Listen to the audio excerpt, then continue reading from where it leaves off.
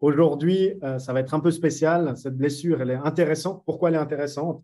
Parce que la plupart des personnes ont de la difficulté à la reconnaître. Beaucoup de personnes prennent beaucoup de temps d'admettre justement qu'il y a eu un aspect de honte, d'humiliation à un moment donné de leur vie. Et donc, en tant que thérapeute, praticienne et praticien, c'est souvent même plus difficile d'avouer qu'il y a eu cet aspect-là. Et donc, ça va être intéressant de voir si cette blessure vous parle, s'il y a eu des choses par rapport à ça ou pas, pour aussi aller travailler, pour que ce soit une piqûre de rappel et qu'on puisse apporter de la clarté là-dessus. Mais pas que, parce qu'en fait, c'est lié, comme on le voit depuis les derniers lives, c'est lié au développement d'activité, c'est lié à la raison d'être thérapeute. Et donc, aujourd'hui, je me réjouis de poser beaucoup de clarté sur cette blessure et les blocages que ça engendre chez la plupart des thérapeutes qui souhaitent développer une activité et en vivre pleinement. On peut aussi échanger dans les discussions, dans les commentaires, que ce soit sur n'importe quelle plateforme, sur Facebook ou YouTube. N'hésitez pas à interagir, à me poser des questions. C'est toujours un plaisir de lire des commentaires et aller plus en profondeur en discutant avec vous. Je voulais juste faire le lien par rapport à l'agenda complet ou bien la blessure et le postulat que Lise Bourbeau met dans son livre. On est, en ayant déjà décidé des blessures à régler. Et quand on est justement, on est dans un corps, mais à la naissance, on oublie les blessures à régler. Et en fait, l'âme qui vient résoudre la blessure d'humiliation, justement, elle attirera à elle des expériences qui l'humilieront pour justement guérir et monter en maturité d'âme et donc justement évoluer dans ce sens-là. Et ça veut dire quoi ça? En fait, le projet entrepreneuriat et la blessure, pourquoi c'est lié? Parce que quand on fait le choix de devenir thérapeute, logiquement, on fait le choix de vivre des expériences dans l'amour et on fait le choix d'être soi-même. Et être soi-même, bien entendu, c'est aussi être aligné à son âme, qui on est réellement. Et donc, quand on devient entrepreneur, on devient libre et tout est beaucoup plus intense, les expériences qu'on aura, les situations qu'on attire à nous, etc. Et donc, on accepte, on est dans l'acceptation de guérir de sa blessure parce qu'on accepte cette liberté et ce fait d'être soi-même. Et on attire à nous beaucoup plus d'expériences dans ce cadre-là, vu qu'on est OK d'être soi-même. Donc, je ne sais pas si c'est clair, mais en tout cas, c'est très intéressant qu'il y ait une raison d'être thérapeute qui est très, très certainement, et dans la plupart des cas, avec les centaines de thérapeutes que j'ai accompagnés, je peux le dire, c'est que la raison d'être thérapeute, elle est alignée souvent à la blessure fondamentale qu'on a, parce que l'âme souhaite se guérir à travers les expériences qu'elle attire à elle. Et donc, c'est juste magique. Une fois qu'on a compris ça, alors on est sur sa chemin de guérison en aidant, en accompagnant des personnes aussi qui sont dans ce chemin et on se guérit par nous-mêmes. Et donc, on est nous-mêmes et on vit des expériences dans l'amour. Et donc, quand on est dans cet alignement ultime, et on le voit dans la plupart des personnes aussi qui remplissent leur agenda grâce à la méthode agenda complet, c'est qu'ils ont trouvé cet alignement. Ils ont su ne plus écouter les peurs, les doutes, les incertitudes qui étaient liées à l'ego, qui étaient nourries par les blessures fondamentales. Et donc ça, c'est juste très intéressant. Et il y a toujours le choix de faire ce travail sur soi-même en se faisant accompagner ou seul, sachant que quand on fait ce travail sur nous-mêmes seul, et je pense que vous le connaissez, vous le savez, par rapport aux personnes que vous accompagnez peut-être, les patients, consultants, clients, qui vous disent « Ouais, je vais guérir de mon burn-out tout seul, je vais gérer mon stress seul, je n'ai pas besoin de thérapeute, etc. » Logiquement, ils prendront beaucoup plus de temps. Et donc, c'est toujours intéressant de pouvoir avoir cette maturité, cette conscience sur le fait de « Ok, j'ai cette blessure, j'accepte, je ne suis plus dans le déni, surtout dans la blessure d'humiliation. » L'accepter et l'identifier et le travailler au mieux avec un accompagnement et autrement seul, si vous voulez aller plus lentement. Voilà pour le lien entre les deux. Je pense que c'est important de parler de ça, surtout qu'en tant que thérapeute, il y a beaucoup de personnes qui n'osent pas se montrer, qui se dévalorisent au quotidien avec la gratuité, avec des prix qui ne sont pas justes au niveau de la valeur des prestations, de la transformation que certains thérapeutes, praticiens transmettent, et également beaucoup de croyances limitantes, de peur, de doute sur beaucoup d'aspects différents. Et ça vient généralement de blessures, et donc c'est aussi très, très intéressant. Qu'est-ce que c'est la blessure d'humiliation? Contrairement aux blessures de rejet, aux blessures d'abandon, cette blessure, elle est rattachée au monde physique. Donc, c'est en fait le monde de l'avoir et le faire. Et la blessure de rejet et d'abandon qu'on avait vu, c'est plus l'être. Et ici, c'est vraiment le avoir et le faire, comme on va le voir. Et elle trouve son origine généralement au moment du développement des fonctions du corps physique. Donc, c'est à l'âge, par exemple, de 3 ans environ, le parent qui s'occupait du développement physique de la personne, généralement la mère, inflige cette humiliation. Et donc, c'est quand l'enfant, en fait, apprend, par exemple, à manger seul, à être propre, à aller aux toilettes, à parler, à écouter, à comprendre comment les adultes fonctionnent ou bien comment ils communiquent. Et donc, c'est souvent dans ce degré-là, et vous pouvez faire une introspection, est-ce que, justement, quand j'avais ce début de connaissance, d'expérimentation par rapport à le avoir et le faire, est-ce que mes parents, ma mère ou mon père, a été justement trop dans le contrôle et il y a eu des aspects d'humiliation. Donc, c'est généralement l'enfant se sent qu'un de ses parents a honte de lui quand il fait des dégâts physiques ou bien s'il est sale ou s'il est mal habillé. Si vous avez eu ces expériences, vous vous rappelez encore de ça aujourd'hui, que vous avez été peut-être dans certaines circonstances été abaissé, dégradé, comparé par rapport au physique, alors généralement, c'est qu'il y a une blessure d'humiliation qui est en vous et qui va se réveiller et qui va éveiller un masque, justement, qui s'appelle le masque de masochiste. Et donc, c'est généralement ça. Après, il n'y a pas tous les aspects physiques, généralement, qui sont 100% comme ça, comme Lise Bourbeau le dit. Mais on voit que c'est un corps, justement, qui devient gros rondelet avec une taille courte, un cou qui est gros et bombé, tension au cou, à la gorge, aux mâchoires et au pelvis. C'est généralement aussi un visage rond avec des yeux, justement, innocents parce que, par rapport à l'humiliation, justement. Et donc, ce masque de masochiste, on va le voir dans les comportements qui se créent pour cette compensation, pour le fait de ne pas être humilié. On va passer au comportement. Donc, comportement lié à la blessure d'humiliation et comment ça impacte l'activité de thérapeute. Et donc, la personne qui a cette blessure d'humiliation, elle a le don de se placer dans des situations où elle doit prendre soin de quelqu'un d'autre. Et donc là, je pense à une personne que j'avais accompagnée qui, je crois, avait accueilli sa belle-mère chez elle. Et cette belle-mère est tombée malade. Et donc, elle s'est mise dans cette situation où elle doit prendre soin des autres. Bon, c'est tout un aspect pour se sentir aussi valorisé, etc. Mais en fin de compte, comme s'il y avait un autosabotage en place.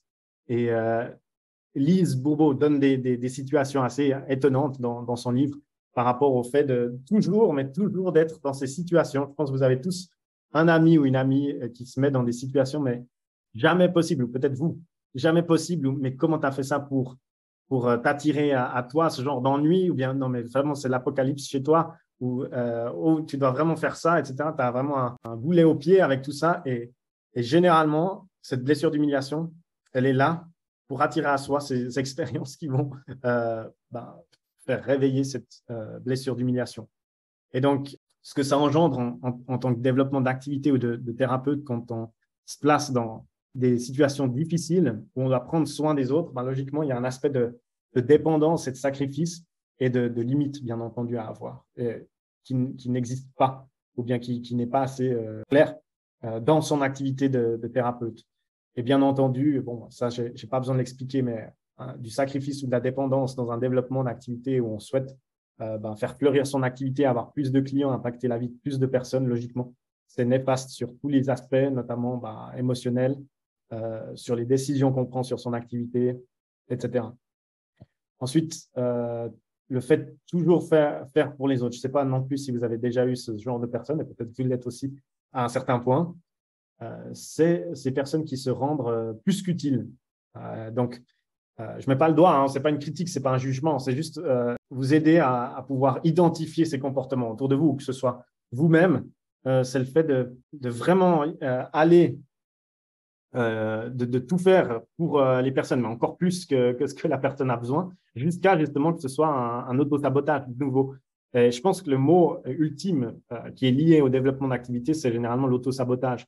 Parce que la personne veut tellement bien faire ou tellement plus faire qu'elle se rajoute des contraintes. Et elle est là la clé de l'humiliation, c'est le fait de se rajouter des contraintes par les actions et dans les situations où on se met sans penser, on le fait. Et du coup, les personnes se rajoutent des contraintes. Et bien entendu, des contraintes, ce n'est pas évident à gérer en tant que développement d'activité parce que plus il y a de contraintes, plus on est stressé, plus on n'a pas de liberté de pensée, d'action, etc. Et donc, généralement, faire plus ou bien vouloir tout faire pour les autres, ça fait qu'on n'arrive pas à poser ses limites. Et également, il y a un aspect ici, c'est faire pour les autres ce qu'il ne fait pas pour lui-même.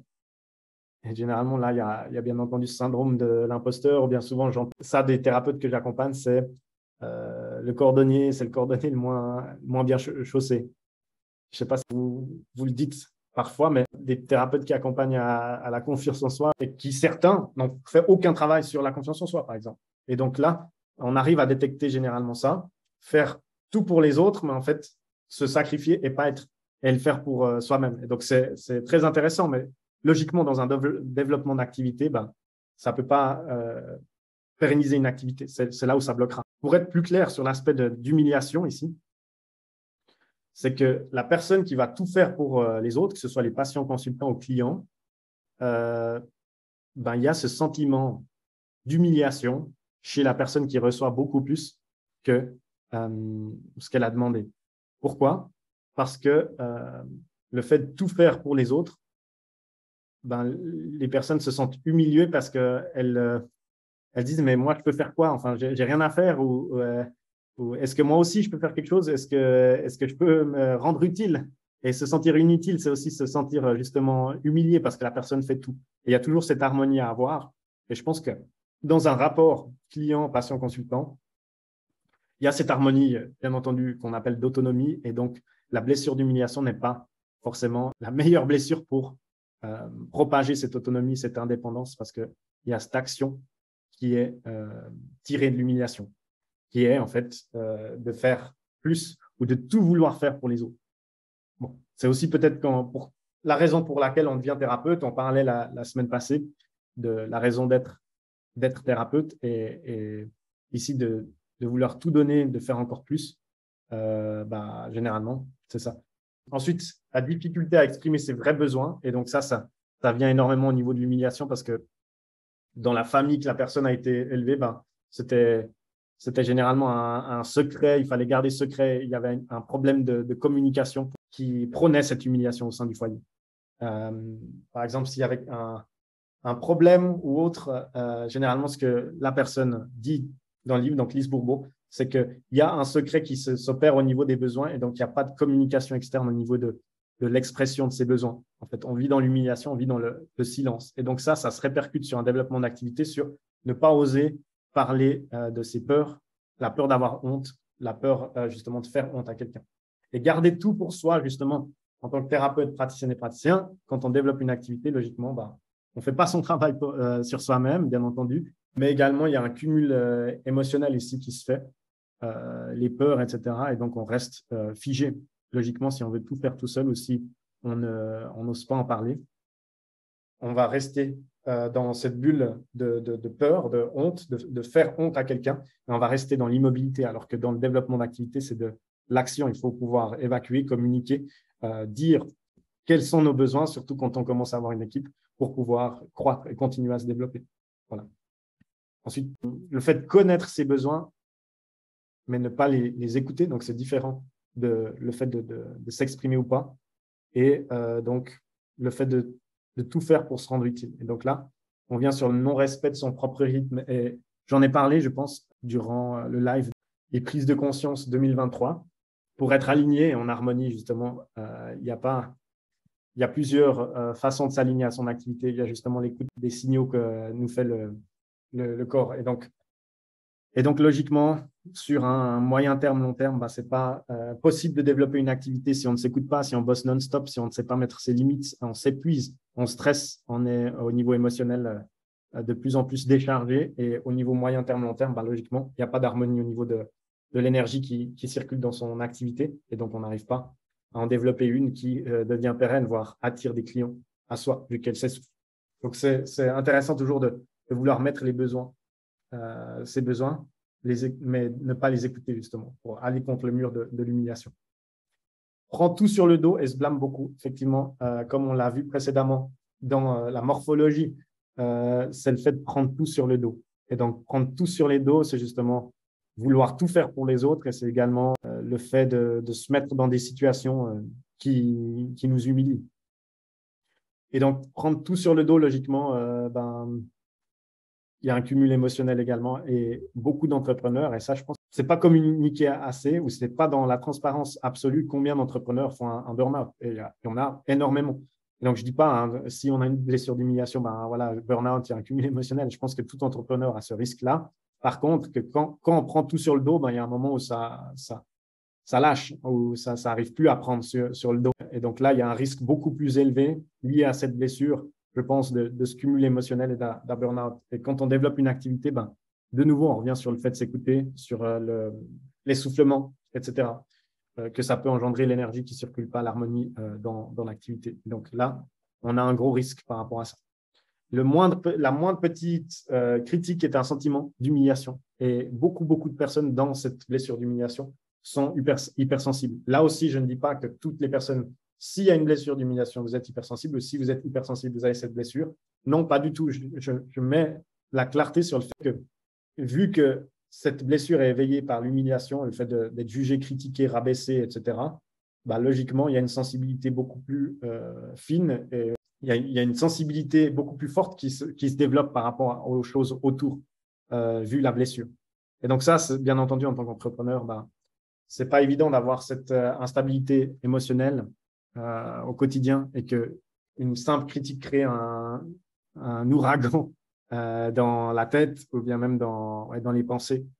Et en fait, la chose, en tout cas pour commencer à devenir rentable au niveau de son activité, attirer assez de clients à soi, c'est prendre en lumière. Et la première chose, c'est que quand on prend en lumière, il y aura des critiques, il y aura des jugements, il y aura que ça passe par les proches au début, qui ne croient pas en notre projet, mais également à l'audience, parce que quand on se met, par exemple, sur notre site Internet, ou bien si on fait une vidéo sur les réseaux sociaux, ou bien dans une publicité qu'on pourrait faire, logiquement, il y aura des critiques. Et des petites critiques, il y en aura tout le temps, parce que c'est jamais parfait. Et donc là, il y a un blocage de mise en lumière qui est fait. Et la vérité, la réalité, sans mise en lumière, c'est pas possible de développer son activité. Si on reste dans l'ombre, on reste dans l'ombre.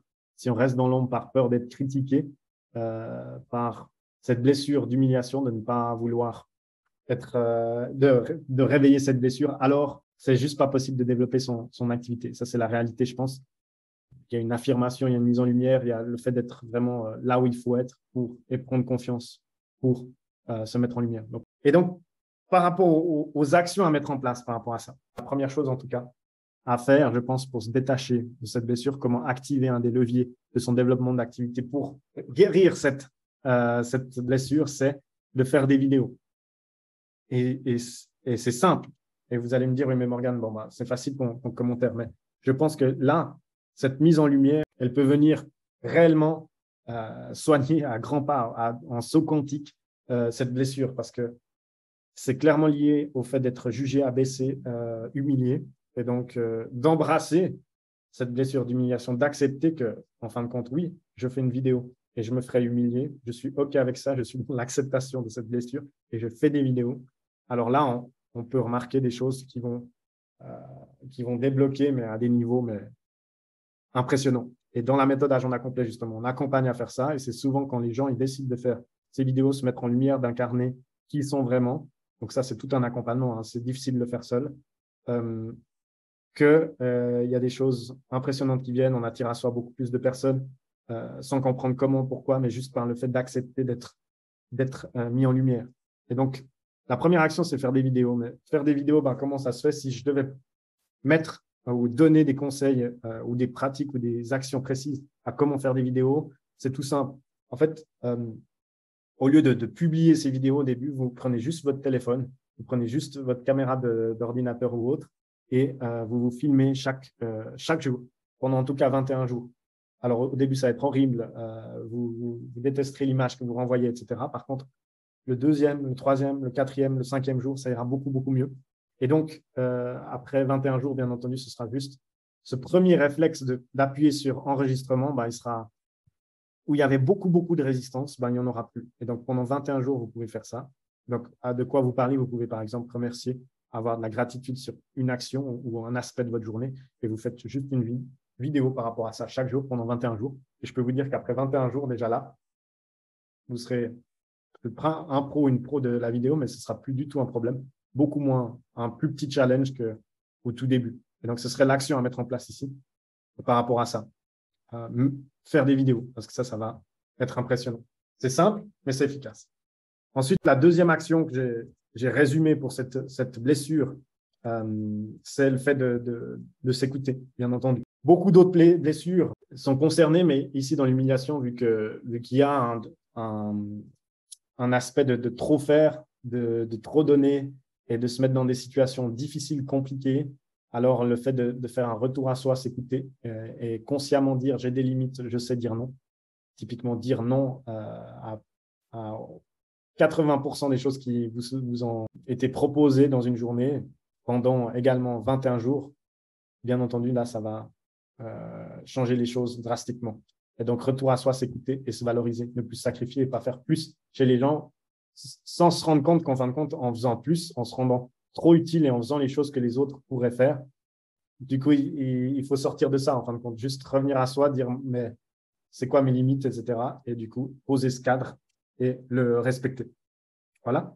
Et la troisième chose, c'est de s'écouter également, de s'écouter par rapport à la clarté là où on veut aller.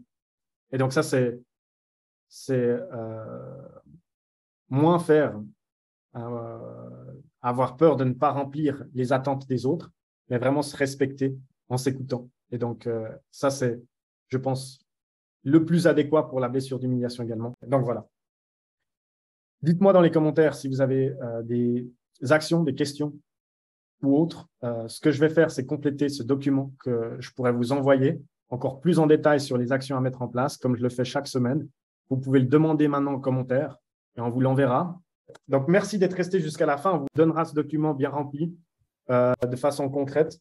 On ne va pas vous donner 1000 actions à faire. Je pense que c'est important de se consacrer à trois actions, mais au moins de faire ces 3 actions plutôt que la plupart des personnes qui vous disent « mais faites toutes ces actions ». En fin de compte, on se perd dans toutes ces actions, on n'en applique aucune. Voilà. Donc, ce sera 3 actions que je vais rajouter beaucoup plus concrètes, beaucoup plus en détail. Voilà, c'était du coup Morgane. Beaucoup de plaisir à vous, beaucoup de plaisir d'être là avec vous. Et donc, merci beaucoup, gratitude et à très vite.